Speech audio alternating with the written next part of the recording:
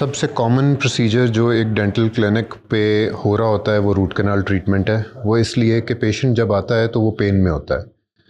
Root canal treatment तब करनी होती है जब कैविटी इतनी डीप हो जाए कि वो लिविंग टिश्यू तक पहुंच जाए। और root canal treatment living tissue के रिमूवल को, उस दांत को डेड करने को कहा जाता है। Ideally every 6 months one should be visiting a dentist ताकि रूट कनाल की नौबत ही ना आए और कोई भी कैविटी, कोई भी केरीज, कोई भी traumatic lesion, any type of tooth damage can be treated before it reaches the living tissue. क्योंकि एक दफ़ा जब वो लिविंग टिश्यू तक पहुंच जाता है तो रूट कनाल के अलावा दांत को सेव करने का कोई ऑप्शन हमारे पास नहीं बचता।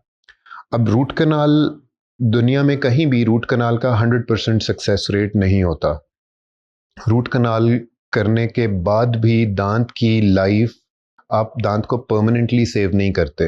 You can buy 15 years, maybe 20 years, because it becomes a dead tooth and it stays inside your body. It does not cause you any pain, it does not cause you any problem, but being a dead tooth inside oral cavity has its own repercussions.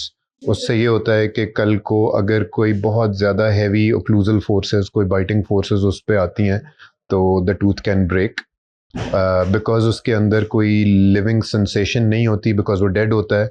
तो आपकी जो biting force है you can't control. Natural दांत पे अगर आप एक हद तक बाइटिंग फोर्स डालें उसके बाद आपको एक सिम्टम फील होगा, जिसके बाद आप उस बाइटिंग फोर्स को डिसकंटिन्यू कर देंगे।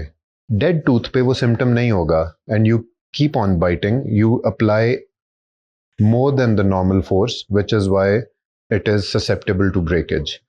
इसीलिए हर रूट ट्रीटेड दांत को, जिस दांत की रूट कनाल हुई हो, उसको क्राउन करना लाजमी है।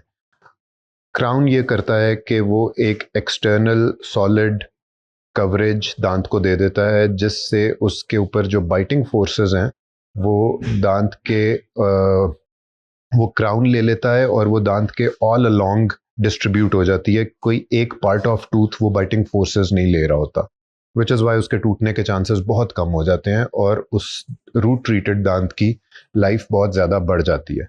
इससे आपने क्या सीखा कि सबसे पहले आपने रेगुलर डेंटल चेकअप्स कराते रहने हैं ताकि रूट कनाल तक नौबत ही ना आए। अगर कैविटी लग रही है तो वो टाइमली फिक्स हो जाए और वो we nip it in the bud, we don't let it grow.